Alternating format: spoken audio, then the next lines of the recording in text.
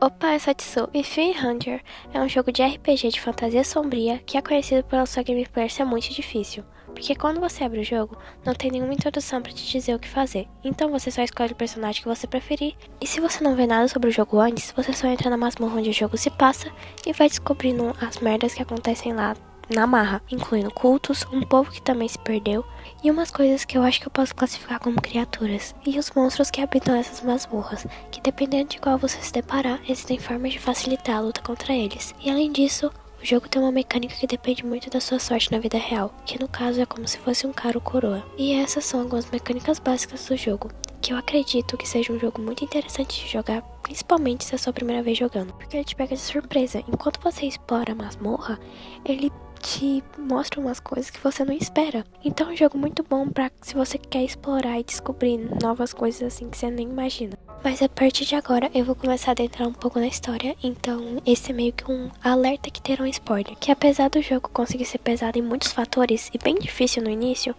é foda você explorar a masmorra por si mesmo e descobrindo as coisas. Então, caso você queira ter essa experiência de jogar pela primeira vez, sem saber de nada e tal, mas caso não, eu vou começar a tentar a história. E eu vou começar explicando a lore do jogo pelo lugar onde eles estão, que no caso é essa masmorra. Depois, eu vou introduzindo os personagens ao longo que a história avança. Nesse jogo, tudo começa num só plano de existência, o vazio, um lugar que dá morada a conceitos e ideias primitivas.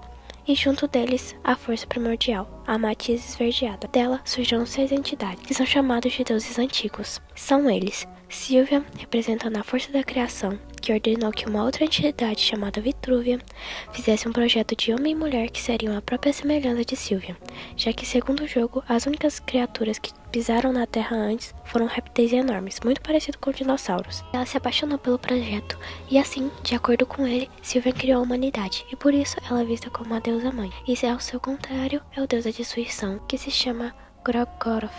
Ele personifica o caos, sacrifícios e guerras, e prega que o sangue deve ser derramado, apesar dos seus sacerdotes disserem que a destruição faz parte da ordem natural, que a morte é um mal necessário para abrir caminhos para o nascimento e crescimento. E Vinuska é um outro deus antigo que foi gerado por Sylvan, um equilíbrio de dualidade, assim formando Vinuska, o deus da natureza. E também existe o deus das profundezas, que é uma divindade misteriosa que engloba a ideia de repulsa à escuridão. E por último, o deus Her, o deus trapaceiro da lua. Ele representa tudo que envolve desonestidade e até mesmo a loucura, mas também representa a verdade, iluminando aqueles que os seus raios tocam. Como forma desses deuses se aproximarem da humanidade, foi criada uma cidade onde o homem poderia se encontrar com seu criador, chamada Mahabri. Assim, Gorgoroth deu de presente para os humanos a magia de sangue, e Sylvian ensinou as artes da criação e cura. Mas ao longo do tempo, os deuses foram se decepcionando com a humanidade, e assim desistindo dela.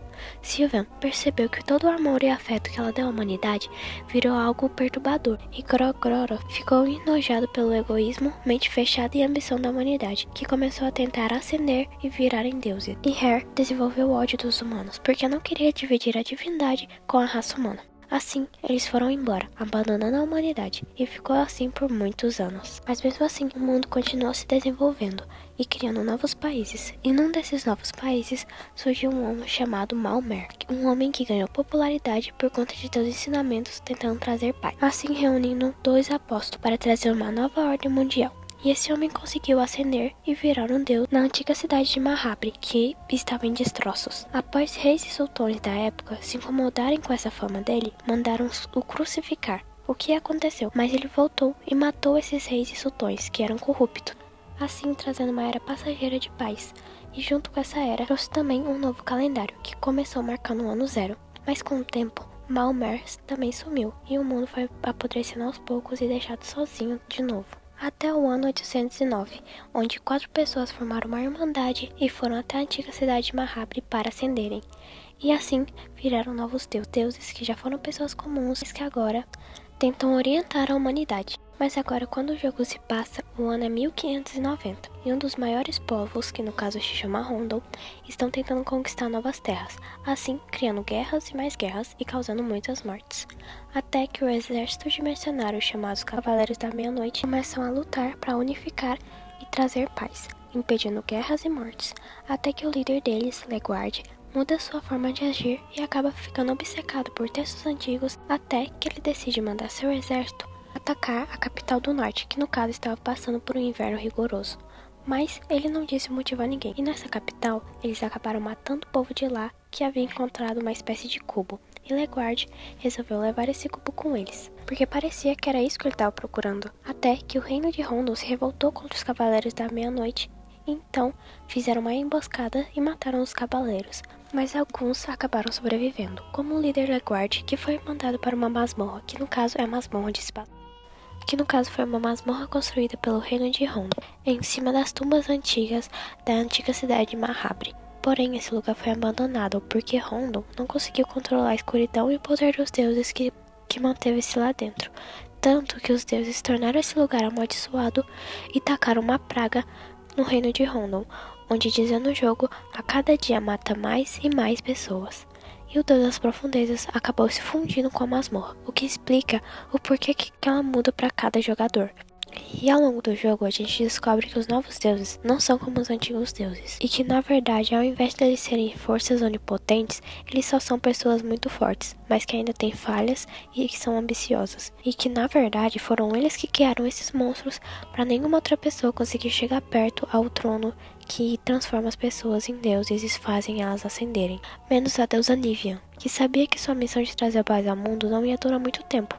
E então ela invade os sonhos de Leguard, fazendo com que ele faça o que ele fez, para que então ele vá parar na masmorra e consiga ascender. E finalmente, é a partir daqui que o jogo começa, que você pode escolher entre 4 personagens, sendo ele Cahara, um mercenário, Darcy, uma cavaleira que fazia parte dos Cavaleiros da Meia-Noite, Enki, um sacerdote sombrio, e Ragvald, um forasteiro. E nesse jogo, todas as pessoas têm almas que definem sua personalidade e até mesmo seu destino. Cahara tem a alma perpétua, uma força que faz ele levar a liberdade e explorar sua criatividade. Que apesar de ele sofrer basicamente a vida dele toda, ele conseguiu se apaixonar por Celeste, uma prostituta. Então, para conseguir comprar sua liberdade e conseguir ter uma vida tranquila em um mundo injusto, ele ganha uma missão de tirar Leguard das masmorras. E que se no caso ele conseguisse fazer esse feito, ele ia ganhar muitas moedas. E quando você escolhe ele, você tem as habilidades Lockpicking, Steal, Guard, Escape Plan e Dash, que você só consegue elas se você escolher as opções certas na intro do personagem. Já Darcy nasceu com a alma dominante, então ela é uma líder nata, e ela veio de uma família nobre e se tornou cavaleira para servir seu povo, que no caso ela é de Rondon. Mas ao longo do tempo, ela percebeu que as guerras só beneficiavam aos ricos, e buscando um novo propósito, ela conheceu Leguard, e assim entrou para os Cavaleiros da Meia-Noite e também se apaixonou por Leguard. E Darcy, assim como Cahara, também consegue suas habilidades na intro do personagem. Agora Enki nasceu com a alma iluminada, que sempre levava ele para buscar novos conhecimentos. E quando ele e sua irmã gêmea nasceram, ele foi escolhido para ser um sacerdote sombrio, que de acordo com os rituais ele teve que batalhar até a morte com sua irmã. E no caso, o final da luta é você que decide com as escolhas do jogo. Mas basicamente, de qualquer forma, ele continua estudando e descobrindo as coisas por conta própria. Até que ele descobre uma nova profecia, onde falava sobre o novo Deus que daria a nova era. E quando ele recebe uma visão, onde os novos deuses dizem a ele que provavelmente esse homem é Leguard, e que ele estaria nas masmorras, ele vai atrás dele, para procurar mais informações sobre. E até mesmo saber se ele sabe sobre essa profecia. Eu acho que vocês já perceberam, mas todos os personagens jogáveis têm uma história que leva ele para ir até a masmorra, atrás de Leguard. Então, independente de qual você escolher, todos eles estarão na masmorra enquanto você joga. Então, você pode encontrar eles durante suas gameplays. Mas por último, o último personagem jogável é o Ragvald, que nasceu no reino de Aldegard, e enquanto eles passavam por um inverno rigoroso, eles foram buscar mantimentos, e então acabaram achando um cubo estranho, que chamou a atenção de Leguard, e como eu disse, ele mandou suas tropas matarem o seu povo, incluindo seu filho e sua esposa. Ele acabou não vendo o ocorrido, mas seus colegas disseram que foi Leguard que tinha feito aquilo, então ele foi atrás de Leguard para buscar sua vingança. E agora, falando mais sobre algumas mecânicas do jogo, durante as introduções dos personagens, você pode também ganhar objetos como garrafas de vinho ou garrafas de cerveja, que são muito úteis para recuperar sua barra de mana, que no caso, como se fosse recuperar seus traumas que você estaria vivendo naquela masmorra. Também, ao longo da masmorra, você pode achar pergaminhos ou livros que você aprende habilidades novas. E além disso, como eu falei no início, você pode achar outras criaturas e outras pessoas na masmorra também, como a menina, que eu não vou me aprofundar nela por agora, mas eu recomendo que vocês lembrem porque ela vai ser muito importante para a história. A Moonless, que é uma criatura que você pode batalhar ou domar ela. E o Pocket Cat, que eu acho que eu posso classificar ele como uma criatura, que basicamente ele sequestra crianças. E até um certo ponto do jogo e também do fandom, não se sabia o que ele fazia ao certo com essas crianças, porque ele só falava que dava um fim nelas para elas não se tornarem receptáculos, para não acabarem virando novos deuses que bateriam de frente com os deuses antigos. A mandato de seu criador, o deus da lua, Her. Claro que ele não falava com essas palavras e não deixava tão explícito assim, mas era basicamente isso. Até que depois foi descoberto que a primeira versão do Pocket Cat chamaria Pedocat, o que deixa de entender que ele não só mata essas crianças. E eu vou estar citando só essas criaturas, mas não são só elas que você pode encontrar. Mas algumas delas, como a menina e a Moonless, você pode recrutá-las, que é uma mecânica que você basicamente põe as pessoas ou as criaturas no seu time, o que te ajuda a batalhar com os monstros mais fortes. E ao longo dessa masmorra, como eu disse, você pode encontrar dois cultos. O primeiro é o culto dos lobos, onde eles cultuam Grog-Goroth. E você vê eles pela primeira vez enquanto eles estão fazendo um rango canibal. E você pode até se juntar a eles, se for sua primeira vez. E vai recuperar toda a sua barra de comida. Já se for sua segunda vez, você vai ter que utilizar a mecânica de sorte, onde você vai jogar a moeda e se cair a cara ou coroa que você escolher, daí você vai comer. Senão, você vai ficar preso naquela seita pra sempre. Já a segunda seita é a seita onde cultuam Sylvian, a seita dos coelhos. Basicamente é uma orgia infinita. E você, assim como a outra, pode participar também e vai recuperar todo o seu corpo e mente.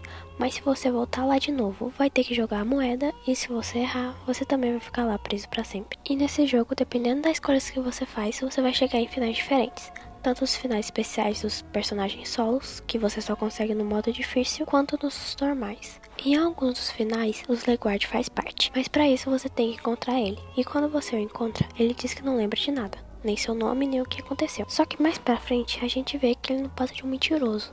E que ele só tá fingindo pra nos usar pra conseguir alcançar seus objetivos. Que, segundo ele, seria ser melhor do que os novos deuses. Assim, ele queria dominar todos os tipos de alma, através da experiência dele. Por exemplo, ele queria imitar a alma do atormentado, utilizando da tortura dentro da masmorra. E ele queria imitar a alma da iluminação através do cubo. E por isso, ele foi atrás do cubo. Tanto porque ele sabia que ia ser jogado na masmorra, quanto porque ele realmente queria o cubo em si. Aí, você pode estar se perguntando o que tem a ver esse cubo, o que ele tem de tão importante assim. E o negócio é que esse cubo foi criado pelos deuses das profundezas, para permitir a viagem entre planos e no tempo. Você pode estar se perguntando por que ele só não se contenta em ser igual aos novos deuses. E é porque mais pra frente a gente encontra um salão cheio de novos deuses, o que leva a crer que os 4 da Irmandade não foram os primeiros, e sim os mais recentes. E no caso, os novos deuses, entre aspas, que estavam lá dentro, se encontravam lá porque o reinado deles tinha chegado ao fim. O que leva a entender é que o reinado dos novos deuses atuais não vai durar para sempre. E que no final todos os humanos que ascendem e que reinam, eles reinam como deuses, mas chega uma hora que seu reinado acaba e eles vão para essa sala. Toda vez que o reinado dos deuses acaba, eles vão para essa sala e o tempo recomeça, fazendo a humanidade ficar em ciclos. O que vai acontecer da humanidade esquecer desses deuses passados que foram parar nessa sala, mas fiquem cientes que esse ciclo vai acabar. E eu espero que vocês tenham lembrado da menina que você encontra na masmorra, porque é ela que quebra esse ciclo, já que a gente descobre que ela é filha de Legward com Nilvian, e por ela ser filha de uma, entre aspas, deusa e um humano de uma profecia, a alma dela é diferente das outras, que é chamada de alma antiga. Quando você conversa com a Nilvian, ela te pede para você levar a menina até o coração da escuridão, que é um local que fica dentro do Deus das Profundezas, onde você tem que matar os corações dele para entrar lá dentro. E quando você leva a menina, ela começa a absorver a essência do Deus das Profundezas, que no caso tá morto, né, porque você mata os corações dele. Ela se torna a deusa do medo e da fome, assim podendo bater de frente com deuses antigos, também virando, né, uma deusa antiga. E é esse o motivo pelo qual o Pocket Cat quer matar a menina e as crianças em geral, porque ele é um servo do deus da lua e ele não quer que o poder dessa divindade seja dividido com os mortais, e que a menina não pudesse virar a deusa antiga, que assim ela virando a deusa do medo e da fome, ela acaba com esse ciclo de novos deuses. e faz a humanidade ter que evoluir sem essa falsa ilusão de que um Deus vai aparecer e vai salvar tudo. E assim a humanidade começa realmente a evoluir. E é assim que acaba o final A do jogo. O caso é confirmadamente canônico, então essa história toda realmente aconteceu na história do jogo. E podem ficar tranquilos porque eu vou citar todos os finais e dizer qual que é confirmado que é canônico, baseado nos acontecimentos que tem no jogo 2 de Fair Hunger Terminal. Um outro final que é canônico é o final C, onde você resgata o Leguard e você leva ele para ascender. E depois você é jogado pra fora das masmorras e tem que viver com os traumas que viveu lá dentro. E assim, após o Leguard ascender, ele se torna um ser chamado Kaiser, que assim como a deusa do medo e da fome, também aparece no Fear Hunger Termina. E os outros dois únicos finais que são canônicos é o final S do Aang, onde ele consegue ascender, mas não vira um deus. Ele consegue todo o conhecimento do mundo, que era no caso que ele buscava. Isso porque no jogo 2, né, a gente consegue achar livros escritos por ele. Pra isso, pra você conseguir esse final, você tem que estar no modo difícil e também tem que fazer amizade com o povo lá. Também o final West Hagvalder, onde ele mata a maioria das criaturas da masmorra, não consegue achar Leguard e vaza da masmorra. Isso porque no segundo jogo nós temos um descendente direto dele. Agora indo pros finais alternativos, não confirmados, neles tem o final B, onde você vai no coração da escuridão, mas sem a menina. Daí você batalha contra Rogoroth. Mas mesmo que você ganhe a batalha, você morre, porque você surta quando ele conta a verdade sobre a humanidade. E o outro é o final D, onde você ascende, vira um deus, mas na hora do seu reinado chega ao fim, você vai para aquela sala e continua naquele ciclo. E o final é só você ir embora da masmorra, mas seu personagem, ele passa o resto da vida se duvidando se ele realmente saiu de lá ou não. Fica revivendo seus traumas, até que ele não consegue mais distinguir a realidade sobre o que ele passou e se sente preso na morra para sempre. E por último são os final S, que você só consegue no modo difícil do jogo, que no caso também são os finais solo dos personagens. O da Darcy, onde ela encontra o Leguard morto, mas aí ela usa uma magia ressuscitando ele de uma forma distorcida. Eu particularmente acho esse final bem foda, mas não é canônico. E por último, o do Kahara, que nada informa se ele saiu daquela masmorra ou não. Que no caso, no final, ele encontra os tesouros, vende e dá um futuro melhor pra ele e pra Celeste. E consegue sair da masmorra, obviamente, e vive sua vida. Não tem nada que confirme isso. E eu acho que essa é a lore principal de Fear in Hunger 1. Ou pelo menos o que eu consegui contar dela pra vocês. Que na verdade é um grande resumo que eu fiz da lore principal do jogo. Claro, existem muitas teorias e tals, mas ficaria muito grande o vídeo. Já que o jogo em si ele já é bem grande por ter várias possibilidades e tal. Mas é isso. Eu espero realmente que eu tenha conseguido explicar bem, porque essa história, apesar de ser longa, é muito boa. Espero não ter deixado partes importantes pra trás. E é isso. Tchau. Obrigada por terem me ouvido até aqui. E até o próximo vídeo.